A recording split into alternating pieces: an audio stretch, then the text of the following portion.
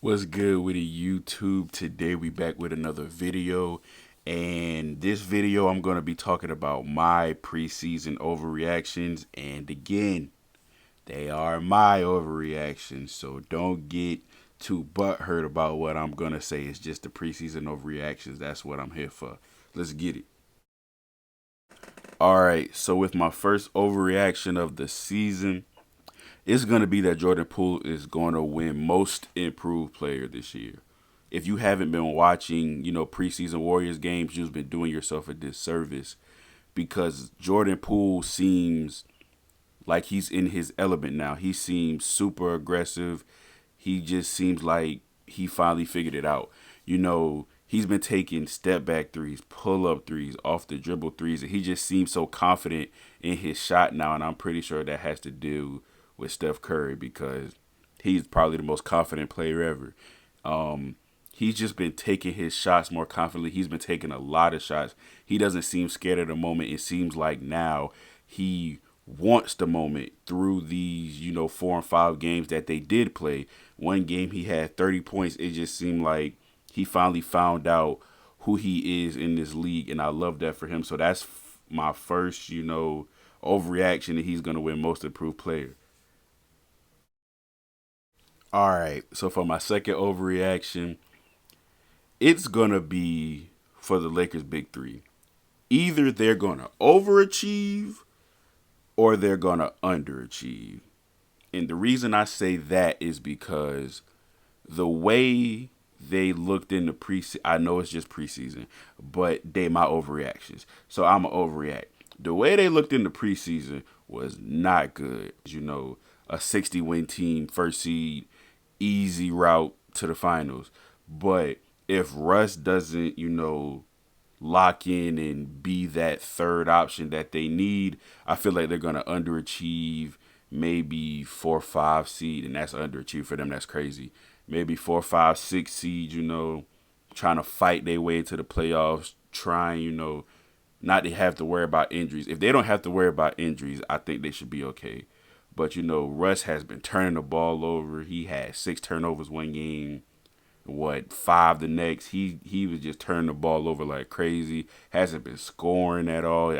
I know he made like 4 field goals in 2 games through the span of 2 games, and that's not good at all. So I just hope that it is overreaction, that they can gel together, because I do want this big three to work. But from what I'm seeing in preseason, it's not going to work at all. Yeah, I already know. For the next one, Bulls going 82-0. We got the best team in the NBA, and we're going to win a championship straight like that. But nah, for my overreactions, the Bulls have looked great. I can see us being a top 3 seed if we keep playing the way we played in the preseason. Lonzo looks great. He looks confident. He's shooting tremendously. DeMar DeRozan, mid-range assassin. Zach LaVine, 30-point scorer. Vooch, he's just a paint presence, and he can pick and pop, and he can hit the three. Our only problem is our interior defense, because Lonzo got the perimeter locked up. DeMar DeRozan is above average, and we got Alex Caruso coming off the bench. He a defensive candidate. Like perimeter defense is cool. Our interior defense sucks. But if we can somehow compose a trade to get an interior defending center, maybe slide Vooch to the 4, or Vooch just surprises us this year and becomes a defensive center too. I don't know, but for my overreaction, I can say that I can see us being the top 3 seed in that East, boy. Bulls Nation, we head. All right, so next for me is the fact that this rookie class might be the best rookie class we've seen in a long time, and the rookie of the year race is going to be way closer than what we thought. We really haven't seen much of Cade from the summer league, but Jalen Green has been looking good. He had, I think, 2 bad games, but that first game he had like 15 points. He was showing the ability to score from all 3 levels, showing the shot creation, and he played really good. They got two more rookies on that team, Şengün and Josh Christopher, who showed out. Şengün looking like a mini Jokic, to be honest. His passing is incredible. He can score whenever he wants to. Josh Christopher, he just seems like a microwave that could come off their bench, drop 15 to 20 points when they need it. That team is going to be fun. They're going to lose a lot, but they're going to be fun. Scotty Barnes has looked great. He was my best player coming out of this draft, so of course he looked great. Jalen Suggs looked okay. Josh Giddey looked amazing in these past preseason games. He's showing his ability to be a 6'8" point guard. He's showing his ability to shoot, find his open teammates, create his own shots, create shots for them. He was my second pick coming out of this draft, to be him.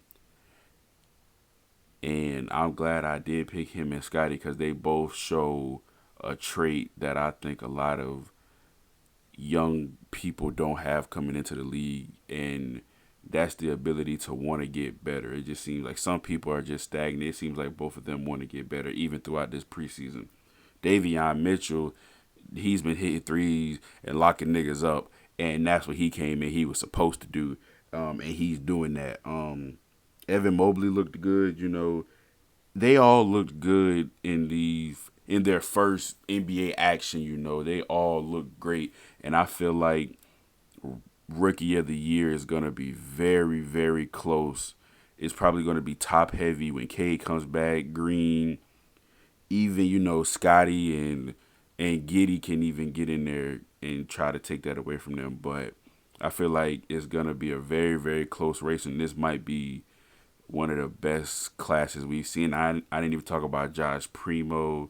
I didn't talk about Cam Thomas for the Nets. Like it's a very, very deep draft class, and I love that for the NBA. And here we are at the end, and my final and last overreaction.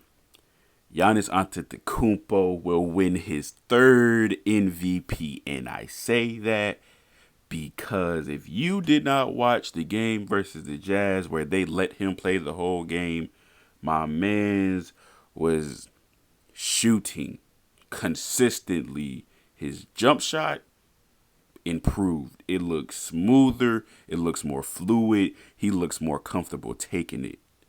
And I'm not going to lie. He hit a nigga with a bump, stupid, pull-up midi. It's going to get scary for the league if he can consistently knock that down. The three ball, he's going to shoot it. We don't really care. Well, I don't really care about the three as much. But if he can consistently knock down that 18-footer, that man might average 40 because he's already unstoppable driving to the basket. If he can come down, set a screen, pop, they pass it to him, Drew or Chris, somebody, whoever got the ball, pass it to him in the mid-range, and he just consistently shooting that man really might average 40.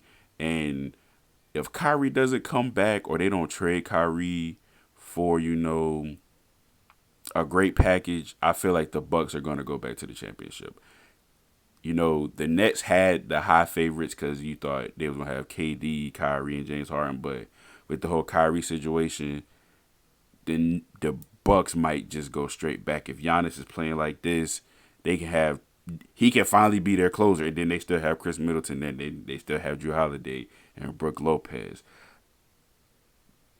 If Giannis can consistently knock down that shot, man, it's going to get scary for the league. It's already been scary. He already won 2 MVPs, and he's already a champion in the Defensive Player of the Year. But if he can knock down these shots consistently, that man really might average 40. Alright, though, that's the end of the video. Make sure to like, comment, and subscribe.